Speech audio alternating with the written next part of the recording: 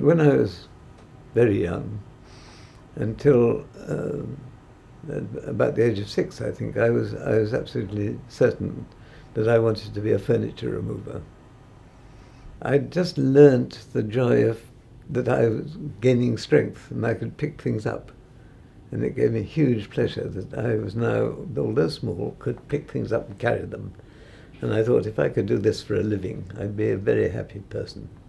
So for about 4 years, I mean, to be a furniture remover was my driving ambition. I never achieved it. I think what happened was I learnt to read. I learned to read very quickly and loved reading, and I loved words. And as soon as I went to school, I came top in everything in English without being taught anything. So I went from wanting to be a furniture remover to wanting to be a writer. Those are the only two ambitions I've ever had. I was kind of average sporty, yeah. The game I was best at was fives, which nobody plays. So it's pointless being good at fives because you've got nobody to play with. That was misdirected ambition in my part there. The game I liked best I was worst at, which is cricket.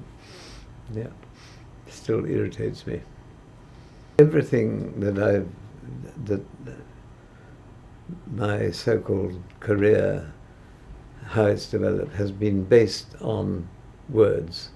When I was at Oxford, I wrote a very silly verse for the university magazine called ISIS, which was because there were about 3 people who wrote film reviews for the ISIS, were Colin, Curly, Terence, Tweak.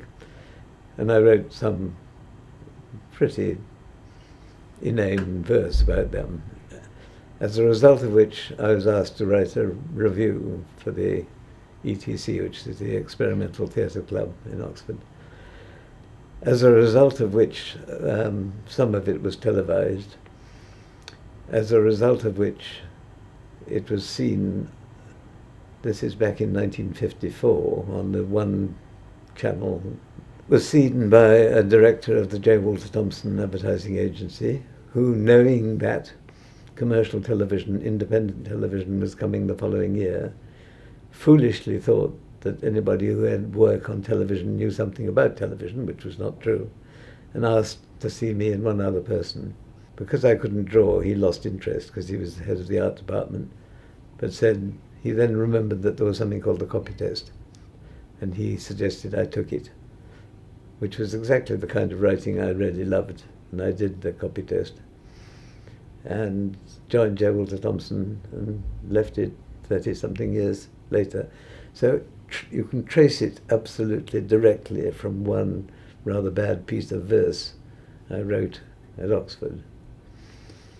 He was a man called George Butler, a wise old bird. He was an art director, an artist really, rather than an art director, and he just happened to be watching television that evening.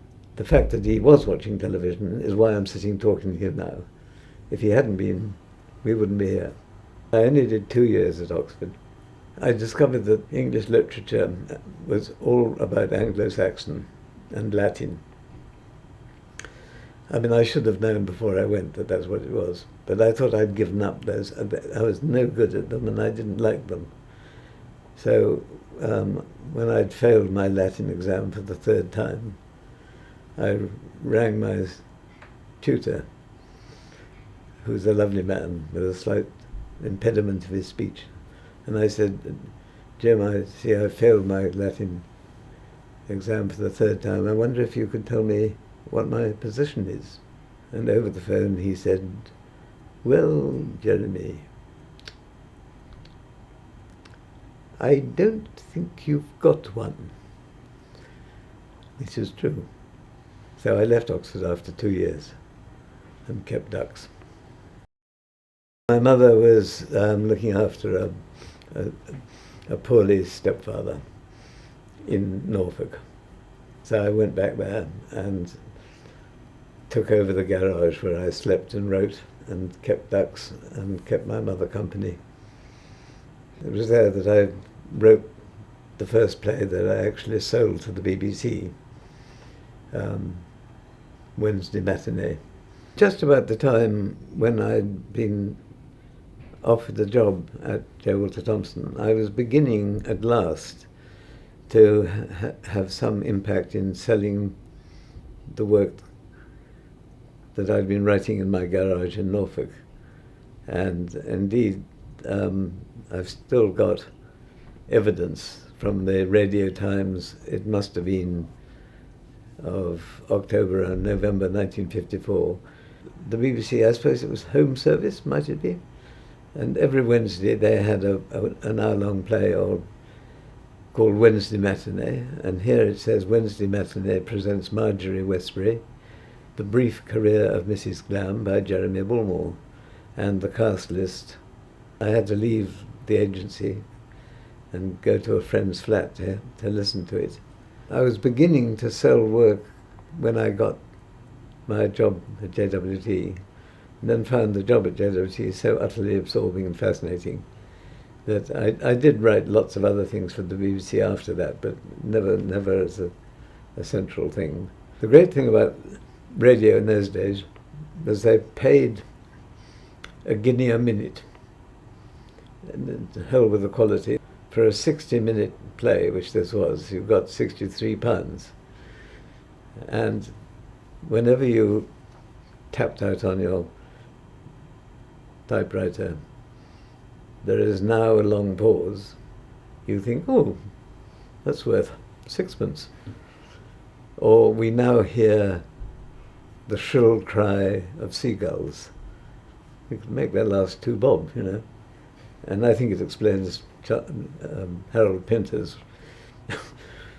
well-known predilection for pauses, because pauses can make you very rich. At least they could in those days. Anyway, I had lots of pauses in there, and I got £63. £63 was the equivalent of 6 weeks' pay that I got from JWT, because I started at 10 quid a week. So, one play, 6 weeks.